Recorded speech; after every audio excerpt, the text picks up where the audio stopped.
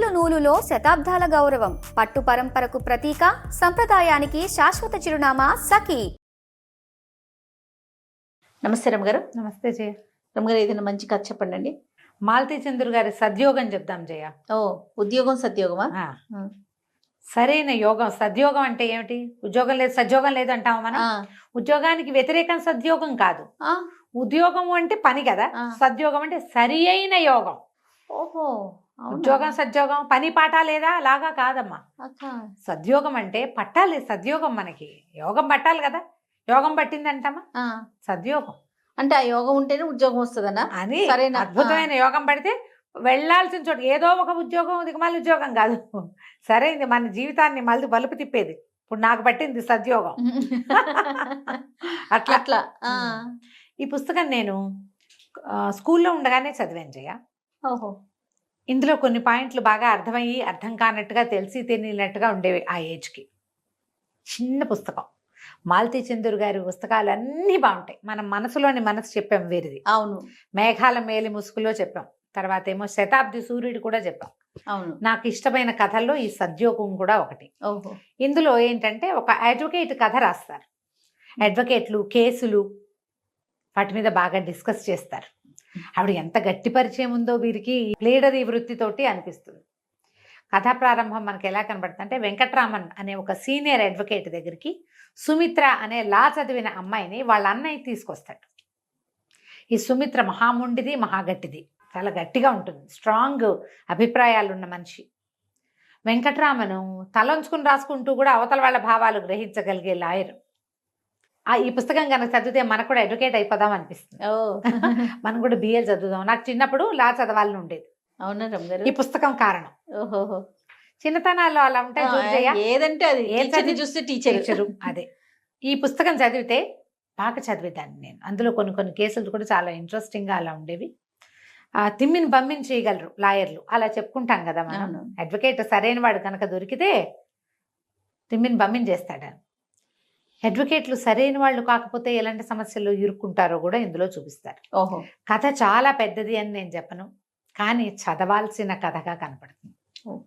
ఈ వెంకట్రామన్ దగ్గరికి చేరుస్తారు. వెంకట్రామన్ గారు ఒక 15-18 సంవత్సరాల అనుభవం ఉన్న ప్లేడరు. తెలుపు నలుపు కలయికతో జుట్టు, మొహం మీద కుంకం బొట్టు, తెల్లటి అడ్డపంచా చొక్కా అలా వర్ణిస్తారు. ఒక మిడిల్ ఏజ్డ్ ఆయన. ఈ సుమిత్ర ఇంచుమించుగా 30 సంవత్సరాలకు దగ్గరగా ఉన్న వయసు ఉన్న అమ్మాయి. తీసుకొచ్చి చేరుస్తాడు. ఈయనటి ఇలా ఉన్నాడు, ఈయనటి ఇలా మాట్లాడుతున్నాడు, ఏమిటి ఈయన ధోరణి అలా అనిపిస్తూ ఉంటుంది ఈ అమ్మాయికి. ఆయన మొహం పెద్దగా గిట్టదు, నచ్చల. ఈయన ఎన్నాళ్ళు నన్ను ఉంచుకోడు అనుకుంటుంది. వీళ్ళకి ఒక ఇల్లు ఉండేది. ఆ ఇల్లు ఎవరో ఆక్యుపై చేసి ఖాళీ చేయకపోతే ఆ కేసుని వెంకట్రామన్కి అప్పచెప్పాడు. వీళ్ళ అన్నయ్య రాఘవరావు, సుమిత్ర వాళ్ళ అన్నయ్య. వెంకట్రామన్ గారు చాలా బాగా హ్యాండిల్ చేశాడు. అప్పటి నుంచి ఆయనకి చెల్లె లా చదువుతుంది. లా అయిపోయాక జూనియర్లుగా చేరతారు కదా. ఒక సీనియర్ ఉంటే 10 మంది జూనియర్లు ఉంటారు. చెట్టు కింద ప్లేడర్ల లాగా వాళ్ళంతమంది ఉంటారు. ఈ చెల్లెల్ని ఇక్కడ చేర్చాలని కోరిక. ఈ రాఘవరావు చాలా మంచివాడు. వీళ్ళకి మద్రాసులో ఇల్లు, వాకిలి, ఒక మెడికల్ షాపు. వీళ్ళు బెజవాడ ప్రాంతం వాళ్ళు, కానీ అక్కడ ఏర్పడిన ఏవో విపత్కర పరిస్థితుల వల్ల అక్కడ ఆస్తులు అమ్మేసి వచ్చి మద్రాసు షిఫ్ట్ అయిపోయారు వాళ్ళని చెప్తారు. పరిస్థితి ఏంటో చివరిదాకా మనకు చెప్పరు. ఓహో. రాఘవరావుకు భార్య, పిల్లలు ఉంటారు. సుమిత్రని అవివాహితగానే చూపిస్తారు. పెళ్లి ప్రయత్నం చేస్తున్నట్టు ఏం కనపడదు. ఈయన దగ్గర వెంకట్రామన్ గారికి భార్య, పిల్లలు, ముందుకి ప్లేడర్ ఆఫీసు ముందుండి వెనక్కి ఇల్లు ఉంటుంది. చక్కగా చెంపలు పచ్చగా వజ్రాల ఆభరణాలు ధగధగలాడుతున్న ఒక భార్యని క్యారెక్టర్ కూడా చూపిస్తారు. అలివేలు, ఆవిడ పేరు అలిమేలు అంటారు. ఆవిడ కడుపుతో కూడా ఉంటుంది కథా ప్రారంభంలో. 3-4 పిల్లలు ఉన్నారు, ఆవిడ మళ్ళీ కడుపుతోంది. ఆ కాలంలో 70లలో 5-6 పిల్లలు చాలా సహజంగా ఉండేవాళ్ళు. ఇది 70s 80sలో రాయబడిన కథ.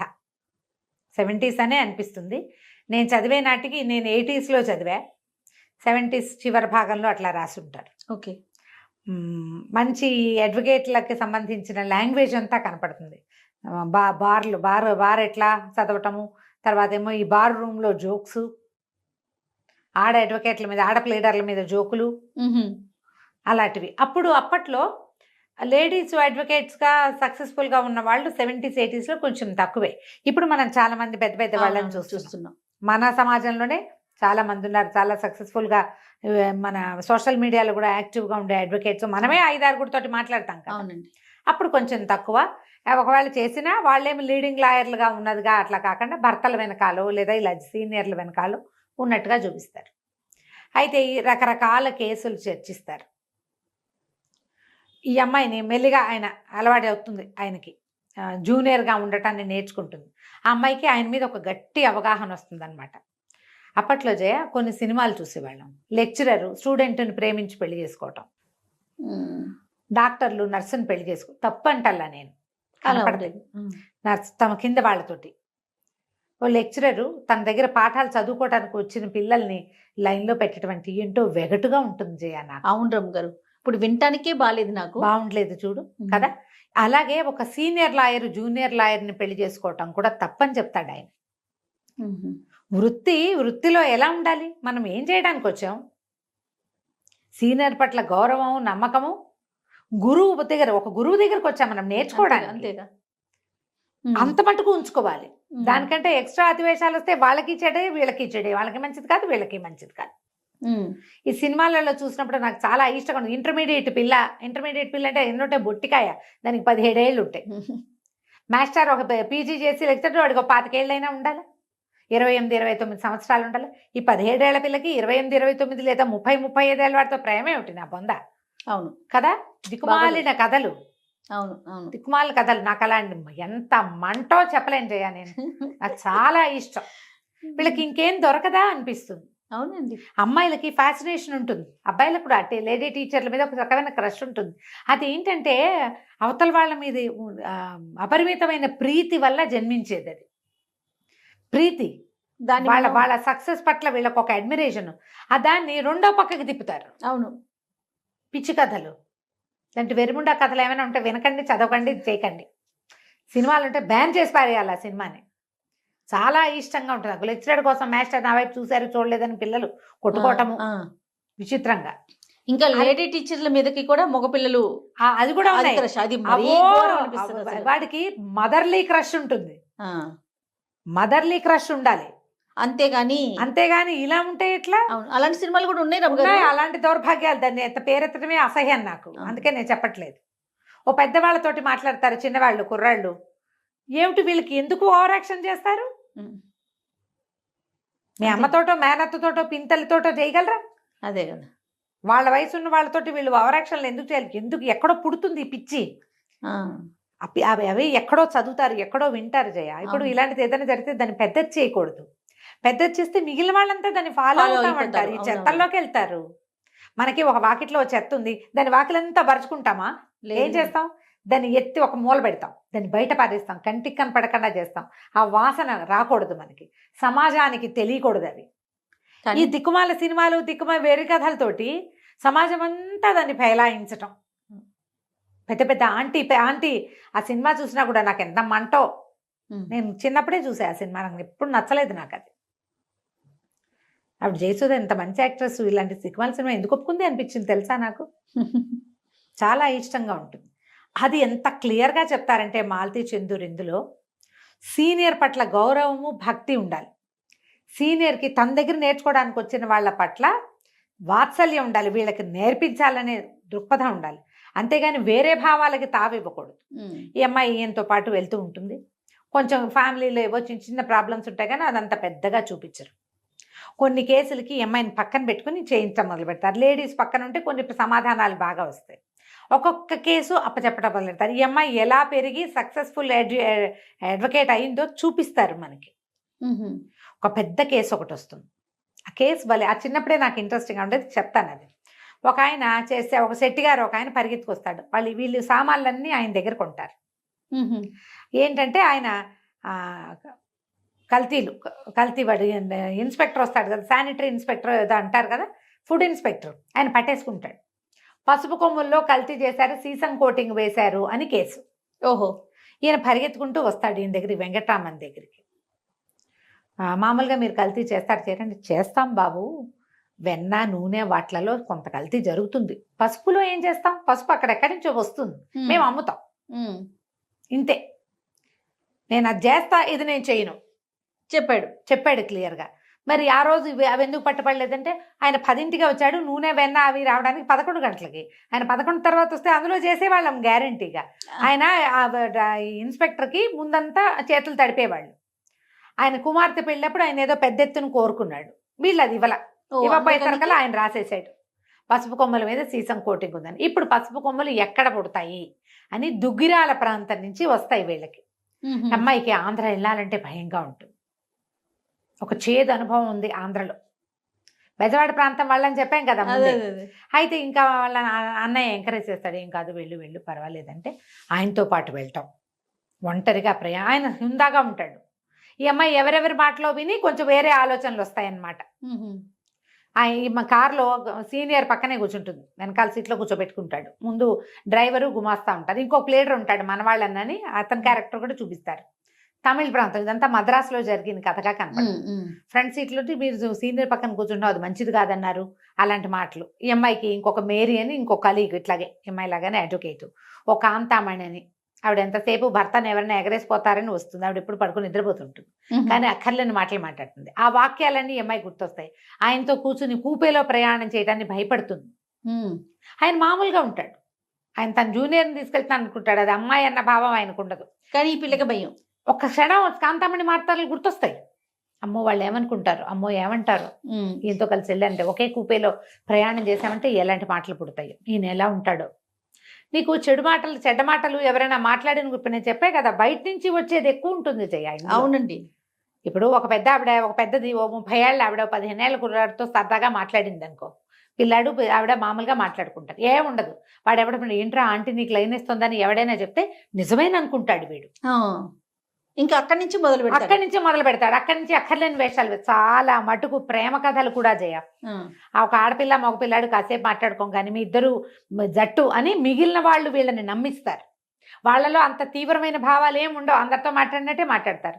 మిగిలిన వాళ్ళు వీళ్ళు ఎక్కువ మాట్లాడుకుంటున్నారు అని గమనించారంటే వాళ్ళు ప్రోవోక్ చేస్తారు, వీళ్ళు ఫిక్స్ అవుతారు. మీరు గమనించండి, ఒక్కొక్కసారి మన ప్రేమ కథలు కూడా అలాంటివిగానే తేలుతాయి ఆలోచిస్తే. మనంతటా మనకి అంత తీవ్రమైన ప్రేమ అది ఏం పుట్టదు జయ, జరగదట్లా. ఎక్కడో ఒకళ్ళు ఉంటారు లైలా మజ్నులు, మిగిలిన వాళ్ళంతా స్నేహాలు, ఫ్రెండ్షిప్లు, కబుర్లే. చుట్టుపక్కల వాతావరణమే మనని తీవ్రతలోకి నెడుతుంది, అక్కర్లేని ఆలోచనలోకి భయపడుతుంది. కానీ ఆయన మామూలుగానే ఉంటాడు. అక్కడికి తీసుకెళ్తే ఆ ఊర్లో పసుపు ఎలా పండుతుంది, ఏం చేస్తుంది మొత్తం అబ్జర్వ్ చేస్తాడు జయ ఆయన, ఈ అమ్మాయితో పాటు వెళ్ళి సుమిత్రతో పాటు. చివరికి పసుపు వండుతారు పాత్రల్లో. ఆ వండిన పాత్రల్లో చిల్లు ఇవి కొన్నాళ్ళకి పనిచేస్తాయా, ఏం చేస్తారంటే చిల్లులు పడతాయండి, సీసంతో కళాయి వేయిస్తామని చెప్తాడు. కళాయి వేయబడిన సీసం ఈ దుంపల మీద లేతగా ఒక పొరలాగా అంటుకుంటుంది. ఓహో, అక్కడ జరిగింది కల్తీ కాదు, అది ఆ పనులలో జరిగేది. అది పట్టుకొస్తాడు, ఆ కేసు గెలుస్తాడు. సూపర్. ఇలాంటివి 2-3 కేసులు చెప్తారు. ఈ అమ్మాయి ఆయనతో పాటు వెళ్ళింది. చివరికి ఏమవుతుంది, ఒక కేసు వస్తుంది. రెండో కేసు ఏమో ఇంట్రెస్టింగ్గా ఉండేది. ఒక కుర్రాడు, అతనికి ఆస్తి రానివ్వకుండా బాబాయిలు అడ్డం పడతారు. ఈ కుర్రాడు తండ్రికి సక్రమ సంతానం కాదు, ఒక ప్రేయసికి పుట్టినవాడు. కానీ ఈ పిల్లవాడు పుట్టాక ఆవిడ పోయింది, ప్రేయసి పోతే ఏం చేశాడు ఆయన, దిక్కులేని పిల్లాడిని తెచ్చి మొదటి భార్యకే అప్పచెప్పాడు. ఆవిడకి పిల్లలు లేరు, ఆవిడ ఈ పిల్లాడిని పెంచుకుంది.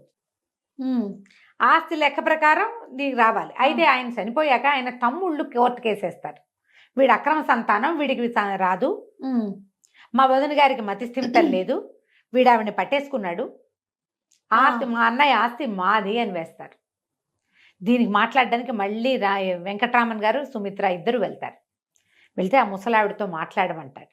అమ్మ ఆవిడ చెప్తుంది, మా సీనియర్ చాలా మంచివారు, న్యాయం ఎక్కడుంటే ఆయన అక్కడ ఉంటారు, ఖచ్చితంగా గెలిపిస్తారు మీ కేసు అంటే. అప్పుడు ఆవిడ చాలా ఓపిక లేని ముసలావిడ, నా దగ్గరికి ఒక్క డాక్టర్ రాలా, నాకు మతిస్థిమితం లేకపోవటం లేదు, తల్లి చచ్చిపోయిన పిల్లవాడిని నేనే ఎత్తుకు పెంచుకున్నాను, వీడే నన్ను గట్టెక్కించాలి, నా నోట్లో తులసి తీర్థం వాడే పోయాలి, నా తలకొరి వాడే పెట్టాలి, నా ఆస్తి మొత్తం నా పిల్లాడికే దక్కాలి, నేను పెంచుకున్నాను వీడిని అని చెప్తాను తల్లి. ఇంకా ముసలావిడ అక్కడి నుంచి ఇతను ఏం చేస్తాడు, చుట్టుపక్కల ఊళ్ళో ఉన్న 3-4 పెద్దవాళ్ళని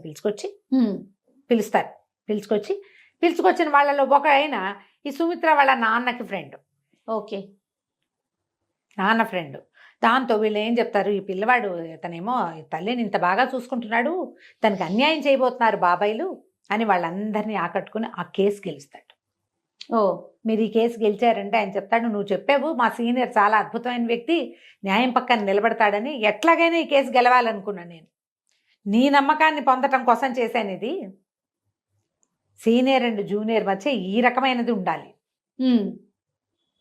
అయితే ఇందులో ఇంకొక కేసు, ఒక్కొక్క ఫ్యామిలీని చూపిస్తారు. రామస్వామి గోవిందస్వామిని తండ్రి కొడుకుల అడ్వకేట్లు.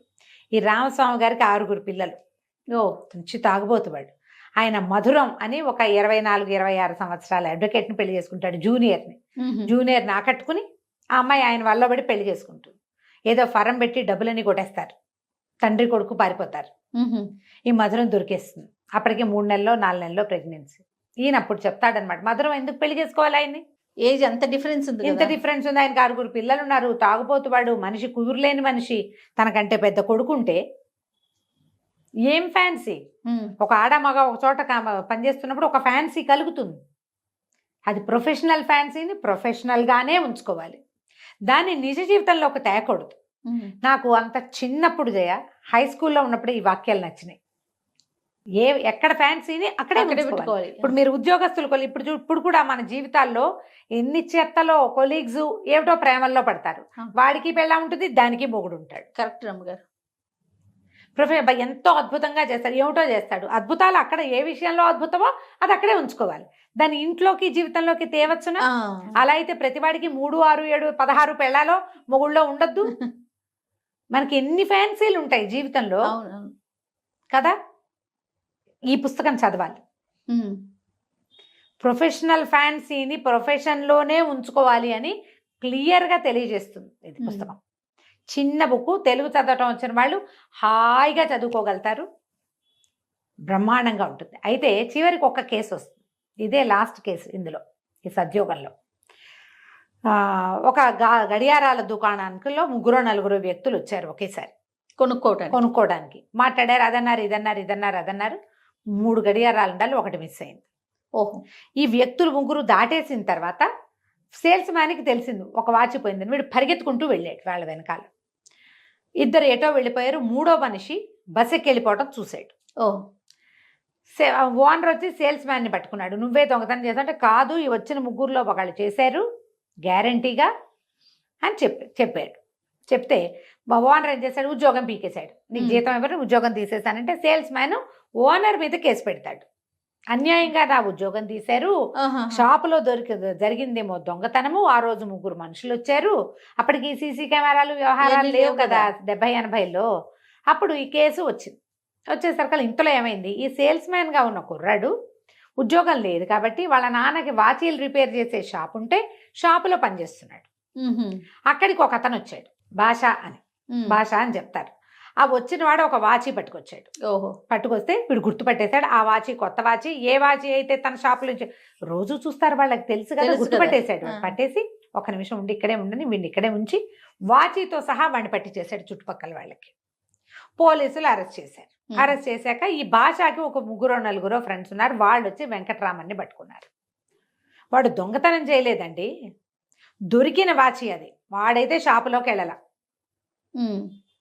దొరికిన వాచి అది అమ్మడానికి వెళ్ళాడు, రిపేర్ చేసే షాప్లో చూపించడానికి వెళ్ళాడు, అంతే తప్ప దొరికిందా అని అమ్ముకోవడం తప్పే, అంతే తప్ప ఇంకేం లేదు అనేసరికల్లా సరే ఈ కేసు ఏదో ఇంట్లో ఆయన ఉండి ఇంపల్సివ్గా ఏవో కొన్ని కేసులు తీసుకుంటాడు.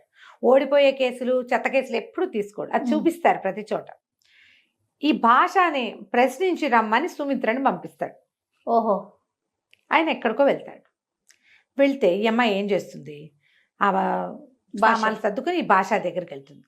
ఆ పోలీస్ స్టేషన్లోకి వెళ్ళాలి, పోలీసు లాకప్ దగ్గరికి వెళ్ళాలి. లాయర్లు అంటే పాపం వాళ్ళు మన సినిమాల్లో చూసినట్టు కోర్టులలోనే కాదమ్మా, ఎన్ని చోట్లకి చెడతిరగాలో పాపం వాళ్ళు, ఎన్ని రకాల పనులు చేయాలో, చాలా చదవాలి, ప్రతి దాని మీద నోట్స్ రాయాలి, బోల్డ్ అంత పని ఉంటుంది. ఫ్యాన్సీ కాదు లాయర్ పని అంటే, ఎంత కష్టసాధ్యమైన పనో అది.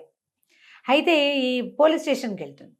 వెళ్ళేసరికి ఆ పోలీస్ స్టేషన్లో ఒక మనిషి కూర్చుని ఉంటాడు, వీడే భాష అని చెప్తారు. చెప్పంగానే వాడిని చూస్తుంది, భయవేస్తుంది అమ్మాయికి. వాడు సడన్గా లేచినప్పుడు నువ్వా అంటాడు. అనగానే పరిగెత్తుకొచ్చేస్తుంది. ఇంత చదువుకుని వాడితోటి దౌర్భాగ్యుడు, వాడి వల్ల వాడు నన్ను నువ్వా అని కేవలంగా ఎప్పుడు అంటారు, మీరా అంటారు, అమ్మా తల్లి అంటారు. ఒక అడ్వకేట్తో మాట్లాడేది ఏంటి నువ్వు అన్నాడంటే నేను ఎంత కేవలం అయిపోయాను, వాడికి నా అంతే. బతికిలాగా అయిపోయిందని పిచ్చగా ఏడుస్తుంది. నేను ఈ పని చేయలేనంటుంది. ఆయన చెడా మడా తిడతాడు. నీకేం చెప్పాను, చెప్పిన పని చేయవా నువ్వు, నేను ఒప్పుకున్న కేసు నువ్వు ఈ రకంగా చేస్తావా అంటే సరే కాదు నువ్వా అన్నాడు. నువ్వా అని ఎందుకు అంటాడు, వాడెవడు నీకు తెలుసా అంటే నాకు తెలుసు అంట. సరే చెప్పమంటాడు. ఇక్కడ నేను చెప్పలేను, మీకు ఒక గంట టైం ఉంటే చెప్తానంటే బీచ్కి తీసుకుపోతాడు. తీసుకెళ్తే ఈ అమ్మాయి చెప్తుంది, అక్కడికి వెళ్ళాక నా జీవితంలో ఒక చీకటి తెర ఇది, ఏనాడు ఎవరికీ చెప్పుకోలే. ఆ ఊరు దాటాక మళ్ళీ వెనక్కి తిరిగి చూడలే. మా నాన్న నా మీద దయతలిచి నాకు ఈ కొత్త జీవితాన్ని ప్రసాదించాడు. మీ దగ్గర చేరాక ఇంకా నేను అది మా పాత జీవితాన్ని మర్చిపోయాను. 8th క్లాస్ దాకానే చదివాను నేను. ఆంధ్రదేశంలో 8th 9th రాగానే స్కూల్ ఫైనల్ అవుతుండగానే స్కూల్ మార్పించేస్తారు. పిల్లలు రకరకాల పత్రికలు పుస్తకాలు చదివేవాళ్ళు, చదివేటానికి అవకాశం లభించేది. బోల్డ్ పుస్తకాలు చదివేదాన్ని ప్రతివాడు హీరోలా కనపడేవాడు నాకు. వీడు మా ఎదురింట్లో ఉండేవాడు. మా వాళ్ళు ఏవో ఈ భాష అన్నాడు. వాడు అసలు భాషయే కాదు, వాడు పక్కా హిందూ. భాష అని పేరు పెట్టుకున్నాడు వాడు. అయితే ఆయనేమో సరే చెప్తుందనమాట, నేను ఈ ఎదురింటి వాడితో ప్రేమలో పడి వాడితో కలిసి పారిపోయాను. ఇది ఎన్నేళ్లకి, ఈ అమ్మాయికి 16-17 సంవత్సరాలు. అప్పుడు టీనేజ్లో వెళ్ళిపోయాను. బోల్డ్ నగలు పట్టుకెళ్ళిపోయా. వాడు తేపకు ఒక నగ అడిగి ఖర్చు పెట్టుకునేవాడు. నాకు డబ్బు లెక్కలు ఏనాడూ తెలియదు. అడిగాడు, ఇచ్చేసాను. వాడితో కాపురం చేశాను బోల్డ్ రోజులు. మరి ఒక పిల్లాడితో ఆడపిల్ల వెళ్ళిపోతే చివరికి జరిగేది అదే కదా. తీరా తర్వాత వాడు నన్ను అమ్మేయదలుచుకున్నాడని నాకు తెలిసింది. ఒక ఉంగరం మిగిలితే ఆ ఉంగరం తెగనమ్మి ఎలాగోలాగా బెజవాడ చేరాను. రైళ్లు మారి మారి మారి బొంబాయి నుంచి బెజవాడ ఎలా రావాలో తెలియదు నాకు. ఇంటికి చేరాను. బతికి వచ్చినందుకు సంతోషించాడు మా నాన్న. జరిగింది ఏమిటి అని ఒక్క ప్రశ్న ఇలా. థ్యాంక్ గాడ్ అంటాడు ఈయన వెంకటరామన్. థ్యాంక్ గాడ్ కాదండి, ఆ తర్వాత ఇంకా నా జీవితం అధ్వాన్నం అయిపోయింది. వారం తిరిగేసరికి వాడిద్దరు స్నేహితులను వేసుకుని మా ఇంటి మీద పడ్డాడు. నేను వెళ్ళిపోయిన సంగతి, తిరిగి వచ్చిన సంగతి ఎవరికీ తెలియదు అప్పటిదాకా బయట. వీడు వచ్చాక ఇదంతా గోలగోలు చేసాడు. ఇది నా పెళ్ళామని, నేను పెళ్లి చేసుకున్నానని, నాతో పాటు ఉందని, నేను అప్పుడు చిన్నతనంలో రాసిన ఉత్తరాలని చూపించాడు. ఎంత గోలయిందో.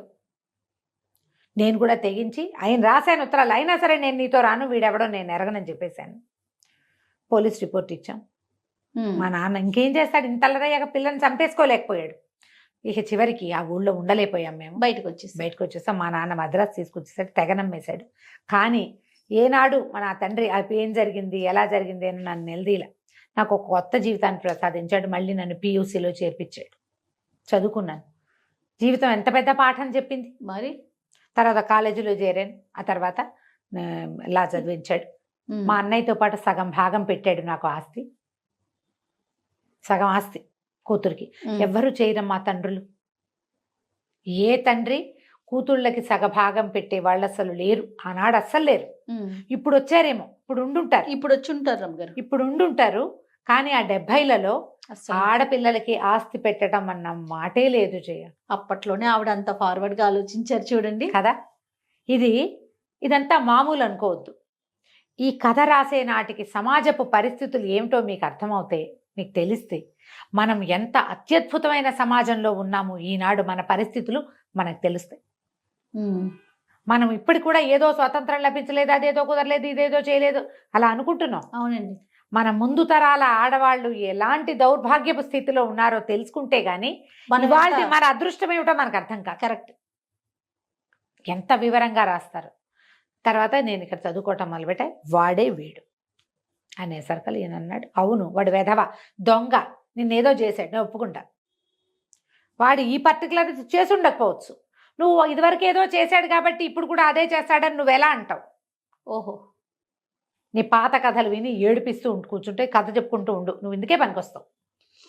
ప్లీడరీకి పనికిరావు. ప్లీడర్ అన్నవాడు తన ప్రీవియస్ది పోస్ట్ హిస్టరీ ఈ హిస్టరీలు చెప్పకూడదు. వచ్చిన క్లయింట్కి న్యాయం చేయగలవా లేదా అనేది చూడాలి. క్లయింట్ న్యాయమైన వాడు అతను ముందేం చేశాడు కాదు, ఈ పట్టు నీ దగ్గరకు వచ్చిన కేసులో ఏం చేశాడో కనుక్కోవా నువ్వు అని ఆయన చేసేస్తాను. వచ్చి పనికి మాలిందనివి నువ్వు ఇంట్లో కూర్చో అని నానా తిట్లు తిడతాడు. జాలిపడ్డు, అదంతా జాలిగానే ఉంటుంది ఆయనకి. ఈ అమ్మాయిని ఎట్లా కొట్టేస్తాడంటే మాటలతోటి సమ్మెటిపోట్లే. మెల్లిగా ఈ అమ్మాయి మనస్సు దిటవు చేసుకుంటుంది. నిజం, అప్పుడేదో చేశాడు. ఇప్పుడేంటో వాడి పరిస్థితి. ఆలోచనలోకి వెళ్తుంది. నేను చేస్తాను, ఇక నేను నమ్మను, నీకు అసలు క్లయింట్ పట్ల నమ్మకమే లేదు, వాడి మీద బోల్డని అనుమానాలు ఉన్నాయి, వాడు నేను చిన్నప్పుడు ఏదో చేశాడు కాబట్టి ఇప్పుడు కూడా వాడు అలాగే చేస్తాడని నువ్వు ఎలా చెప్తావు? ఎలాంటి వాడైనా మారచ్చునే. పైగా అవేవో చేసి ఉండొచ్చు, ఈ పర్టికులర్ దొంగతనం వాడు చేసి ఉండకపోవచ్చు, వాడు లబోదిబం అంటున్నాడు, నేను కొట్టుకే వెళ్ళలేదంటున్నాడు అని గట్టిగా వాయించేస్తాడు. ఏమైనా సరే కేసు చేసి తీరుతానంటూ. సరే ఈయనేం చేస్తాడు, రాత్రే పోలీస్ స్టేషన్కి వెళ్తాడు. వెళ్ళి వాడిని తెగదిట్టి వాళ్ళ నాన్న వాళ్ళ అన్నయ్య పబ్లిక్ ప్రాసిక్యూటర్కి చిన్న చిన్న అబద్ధాలు చెప్పి సాక్షిని బెదరగొట్టడం మంచి సరదా వెంకట్రామన్కి. పబ్లిక్ ప్రాసిక్యూటర్గా ఉన్నాడు. బొంబాయిలో పిల్లలు ఎవరెవరి పిల్లల్ని నువ్వు అమ్మేవో అవన్నీ సాక్ష్యాలు తీస్తున్నారు, నీ పని శంకర్గిరి మాన్యాలే అని బాగా బెదిరిస్తే వాడు లబో దిబోమని, బాబు కాదండి మేము దొంగ సామాన్లు కొంటాం, వాడు ఒకడు నాకు పట్టుకొచ్చి ఇచ్చాడు, రోడ్డు మీద దొరికింది కాదు కానీ పట్టుకొచ్చి ఇచ్చాడు, నేను అసలు ఆ షాపులోకే వెళ్ళాలా, షాప్ తెలియదు నాకు, ఆవిడని క్షమించమనండి, మీరు ఏం చేయమంటే అది చేస్తానని కాళ్ళు పట్టుకుంటాడు. రేపు వస్తుంది మర్యాదగా మాట్లాడమని చెప్పి రాత్రే వీడిని రిపేర్ చేస్తాడు ఆయన. మర్నాడు సౌమిత్ర వెళ్ళి వివరం అంతా తీసుకుంటుంది. ఒక కళ్ళజోడు పెట్టుకుని ఉంటాడు అతను, ఈ పర్టికులర్ భాష అన్నవాడు. వాడి పేరేంటో మళ్ళీ చెప్పరు ఇంకా మనకి. అదే ఆ అమ్మాయి కేసు పకడ్బందీగా ఫైల్ చేసి కేసు గెలిపిస్తుంది. 15 రోజులు సాధారణ శిక్ష, దొరికిన వస్తువుని పోలీసులకు అప్పచెప్పకుండా అమ్మ చూపటం అనే విషయం మీద 15 రోజులు సాధారణ జైలు శిక్ష విధిస్తారు. విధించాక ఈయన చెప్తాడు, నువ్వు నేను ఇక నుంచి పార్ట్నర్స్ని, ఇప్పటిదాకా నువ్వు జూనియర్వి, నువ్వు ఈ కేసు ట్యాకిల్ చేసిన విధానం ప్రకారం మనిద్దరం ఫార్మన్ కలిసి నడుపుకుందాం, నువ్వు నాతో సమానమైన దానివని ఒప్పుకుంటాడు. ఈ కేసు గెలిచేసి అంతకుముందు 2-3 కేసులు చిన్న చిన్న కేసులు గెలుస్తుందమ్మ, ఏమైనా పంపిస్తాడు నువ్వే హ్యాండిల్ చెయ్యి అని. జీతంగా అప్పుడో 1500 అప్పుడో 1500 అలా ఇస్తాడు. ముందంతా వదిన గారు ఈయన జీతం ఇవ్వట్లేదు, రోజు పరిగెత్తికి వెళ్ళిపోతుంది, ఎంతసేపు ఆయన చూడడానికి వెళ్తుంది, అలాంటి చిన్న చిన్న మాటలు కూడా వినపడతాయి. ఇళ్లల్లో కూడా అలాగే మాట్లాడతారమ్మా.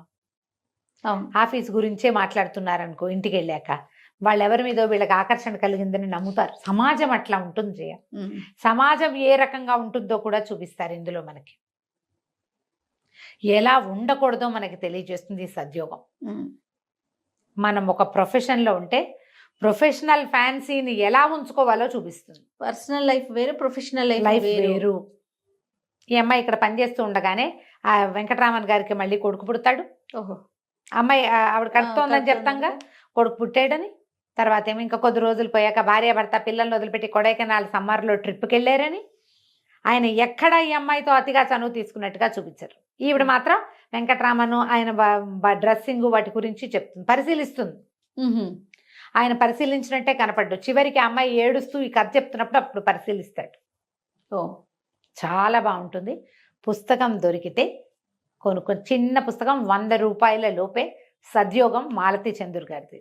అండ్ నేను ఇంకొక టిప్పని ఇక్కడ ఏం చెప్పదలుచుకున్నానంటే, మనం చాలా నావెల్స్ కథలు చదువుతాం, కథలు మనని కళలు అనేలాగా చేస్తాయి. చాలా నావెల్స్ మనకి తెలియని ఒక కొత్త తలుపుని తెరుస్తాయి ఏదో, కానీ మన జీవితపు తలుపులు తెరుచుకునే అవకాశాలు చాలా నావెల్స్ ఇవ్వవు. ఆ జీవిత సత్యాలు తెరిచే తలుపులు మాలతి చందూర్ గారు తీస్తారు. అవునండి. మనుషుల్లో ఉండేటువంటి ఆ లోపల నిబిడీకృతంగా మన లోపల అణిచిపెట్టుకునే భావాలు, జనరల్గా పబ్లిక్ ఎవరూ చెప్పడానికి ఇష్టపడని భావాలని తట్టి లేపుతారు, వీరు చూపిస్తారు. ఆలోచించండి, చదవండి. తప్పకుండా. నమస్తే. నమస్తే జయ.